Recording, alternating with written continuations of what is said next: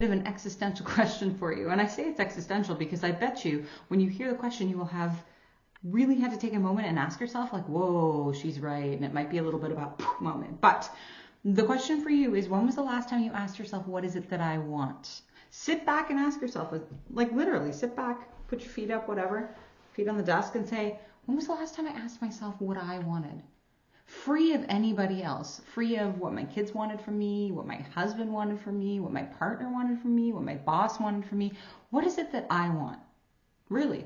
And I'm telling you, it's probably been a while, because I know for me, before I started therapy, it was a long friggin' time. I couldn't even remember the last time I asked myself, what is it that you want? Because I was too busy following the direction and guidelines of everybody else, all the expectations of everybody else, especially of society. And I was in a place where I didn't think that I could actually ask that question, that I had free will in a lot of ways, which is funny because we live in a society that tells us we have free will. But realistically, it's like you have free will, but like to a certain extent. So don't question too much what it is that you want. Just question enough. And then you kind of get lost. You know what I'm saying? I'm not sure where this video is going, but we're going to roll with it. And it's a question you really need to ask yourself, to take a moment and say, what is it that I really want? And of the things that I really want, how many of those things am I actually making strides towards? Because I bet you could say, oh, I really want to do this, or I really want to go back to school, or I really want to have this kind of career, or I really want to take up music, or I want to do art, or I want to do this. But there are so many excuses that can get in the way when it actually comes to taking action. And I know for me, you know, when I started to think about going back to school and becoming a therapist, I had a million excuses. There was no way this could happen. I was too old. I couldn't go back. There's no way. My bills, like all this stuff. But what was interesting was that when I started taking those strides, when I started putting one foot in front of the other and actually saying, this is what I want, despite what everyone else might think, because trust me, many people had many opinions about this. People thought I was like out to lunch, like completely bonkers. Like, well, what are you doing? Why are you doing this? Why are you starting over? You have a life. But this was the first time I had the freedom to say, this is what I want, and started to go after it.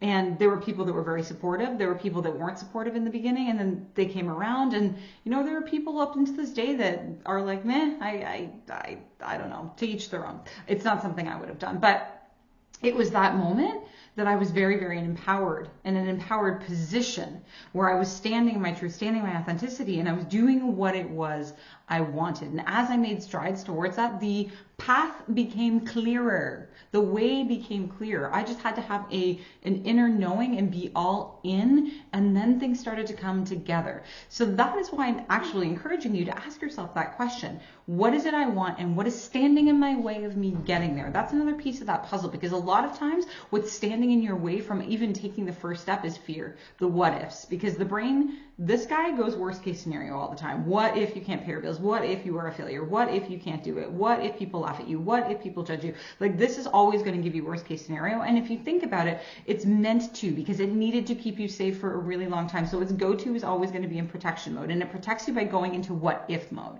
But if you can look at all of those what ifs and take them one at a time and say, okay, what if it doesn't work out?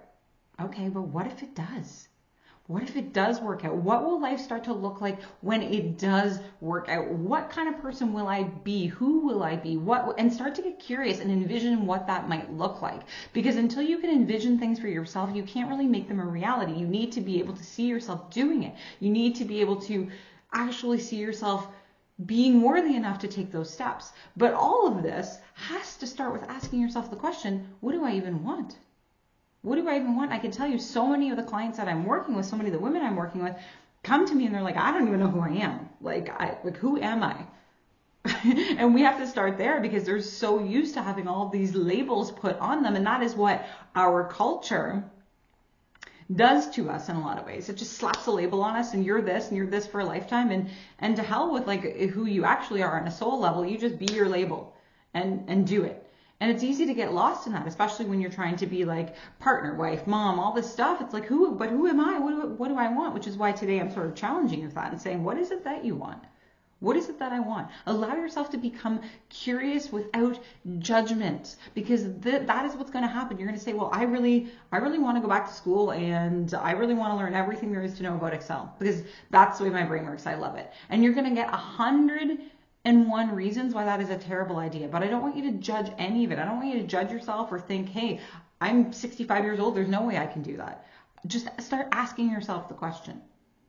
Allow yourself to dream a little. When you were a kid, I can guarantee you, you had unbridled, unfiltered imagination. You could dream so big, and we lose touch with that as we go through our life, as we have experiences, as we are influenced by society and our community and the greater culture.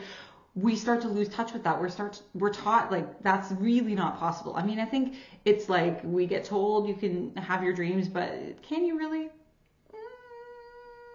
We start to become a little bit tainted by what's going on around us, and we unlearn what it's like to have an imagination.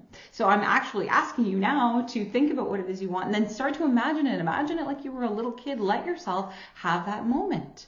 And for some people, this is going to be really triggering and activating, because you're going to be like, I have 1,000 responsibilities and this isn't really fair, Denise, and how dare you have me imagine a life that is just not even humanly possible. But maybe there are steps you can take to get you one step closer, to make you feel like you're in control of your life again, to make you feel like you are taking a step towards something that you really want, as opposed to living a life that has been dictated for you, starting to live a life that is designed by you. And that is a very, very different feeling. When you start living by your own design, as opposed to living by the dictation of the greater culture, you will not believe how different things can be. But it takes you asking yourself, what is it that I actually want? What is it I want? And starting there. So I want you to take this seriously. If you watch to the end, I'm going to dance at the end, don't worry. If you watch to the end, take a moment and ask yourself that today, without judgment. Let yourself be as curious as possible, to dream as big as you possibly can, and then listen for all the objections and start to tackle them one by one. This is profound work, and it is work I'm doing with all my clients all the time. All the time. So if you were looking to supercharge your what is that I want, I am your girl. Please reach out to me. We can have a quick chat about that for sure. But with that, I hope you're happy. I hope you're healthy. I hope you're abundant. And of course, make it a great day. Make it a great day. Make it a great day. This is me writing a list of the things I really want in my life. Okay, let's get to it.